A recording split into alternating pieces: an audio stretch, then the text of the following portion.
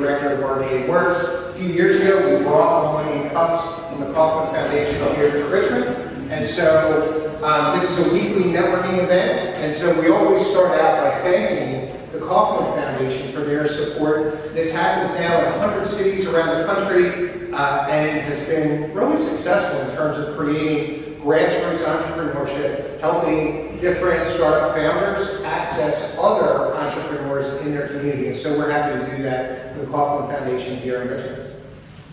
We also want to thank BCU Arts. They provide this venue for us each week, provide us a great place to have the event. So without them, we'd be wandering the streets or something trying to find somewhere to eat. And I mentioned RVA Works. We exist here in the city of Richmond to empower people through entrepreneurship and to build good livelihoods and to create an inclusive startup community. There's some pictures of some of the organizers here. Gunnar Barros is here, Ian Young is here, and so without that, we wouldn't be able to keep the show on the road, so thank you guys for your help. Also, we're looking for more organizers. I know Myron said he'd be willing to assist, so thank you so much, Myron, for your willingness. And there's a lot of different ways to contribute. If you have any questions about that, just feel free to grab me, and I'll be sure to let you know. We're also looking for speakers. So if you know anyone who would be willing to come in, who essentially is in their first 3 years post-revenue and something that's scalable and going to grow over time, we'd be happy to hear from them. I know, Diane, that your company is a little bit older than that, but that's cool because we want to hear how Diane did and Kevin, how they did what they've done. So we're really excited to hear about that. Also, there's plenty of different ways to connect with us online through all the different social media channels. If you have any questions on that, you can ask myself or Gunnar. We'd be happy to fill you in.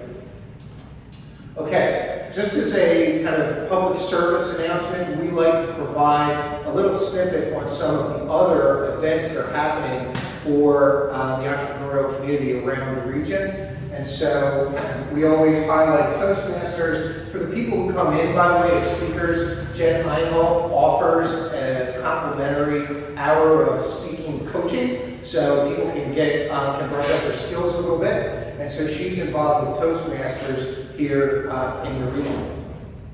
Also, Entrepreneur is coming up next. That's going to be held out at Benedictine, which is great. They're going to be talking about early stage financing, and so that's coming up on June 27th.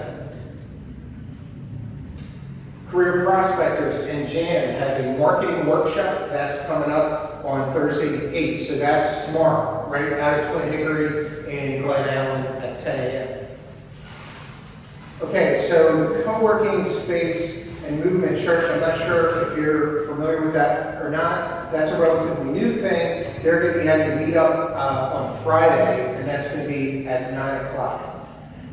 The Virginia Innovators Network, this is a great group of people who are creating physical prototypes of new products. And so their next meeting is coming up at Build RVA, which is a cool makerspace over near the Diamond, and that's coming up on Monday the 12th. And with that, let's welcome Diane.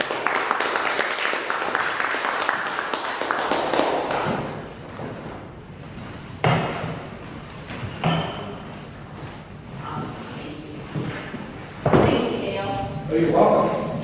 We're so excited to be here today. Dale listed us as application developers, and it's true. Myself and my husband and business partner Kevin, who's hiding in the second row, and a red shirt, have been developing software for over 20 years each. The last 12 for our own company, Binary Formations. He as the architect and developer, and myself in any role other than architect and developer. And while he was exercising engineering muscles at Georgia Tech, I started my IT career right here in Richmond at BCU. Thank you, BCU. So we're also corporate escapees. 12 years ago, we started Binary Formations with one product. This product is called Home Inventory. And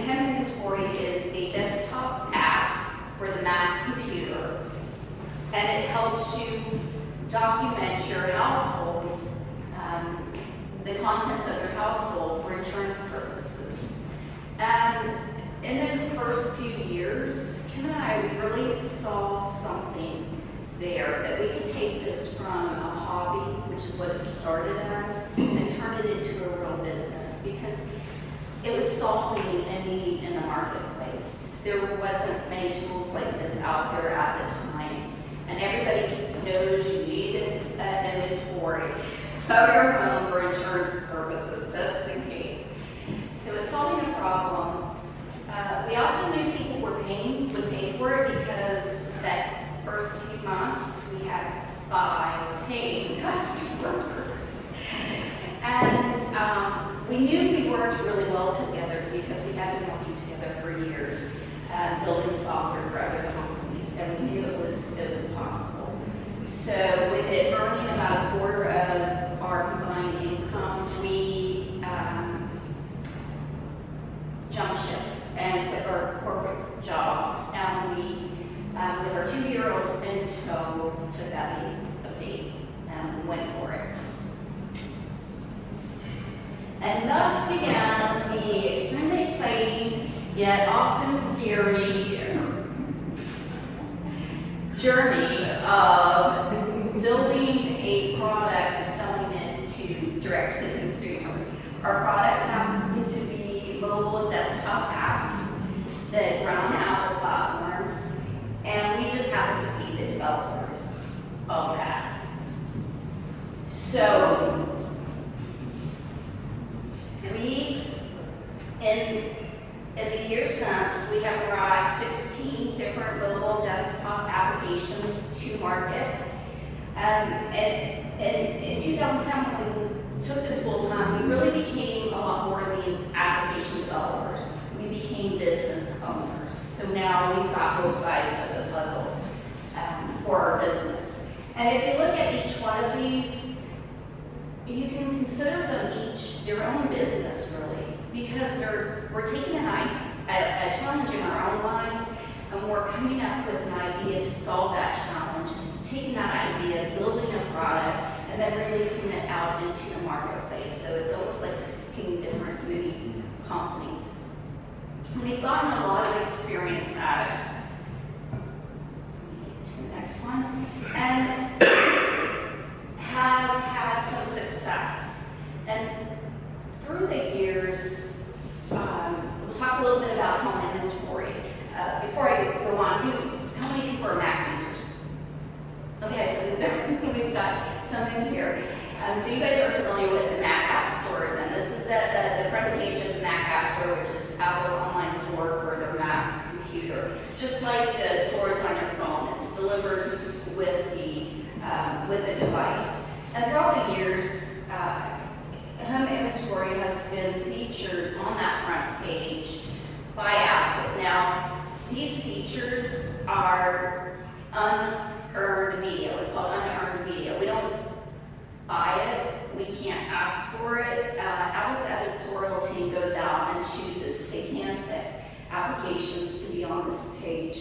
And this one was back in 2013, and it's kind of special because in addition to being on the top banner, the first position, it's also an editor's choice, which very featured applications become. So that is very exciting to us. We keep continually updating the product, and even today, this week as we speak, home inventory is in the front page feature on the Mac App Store, which is pretty cool for our last update.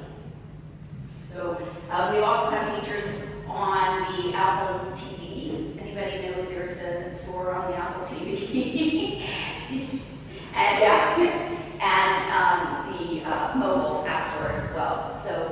So pretty cool. And then throughout the years, home inventory has gotten some good media attention as well. Some, kind of big names like the New York Times and TechCrunch or Business Insider, and some industry-specific coverage, which is really cool. We have to get coverage to get out there, especially small companies like ours, we're just few people.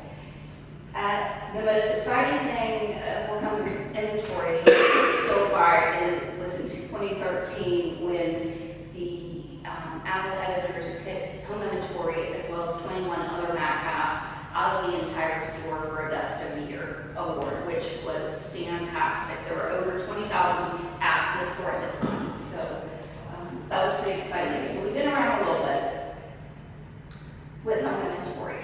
And we were right, there was something there. We were solving a problem in the marketplace. And what started as 5 customers is now almost 100,000 customers worldwide, and with just the 2 of us. So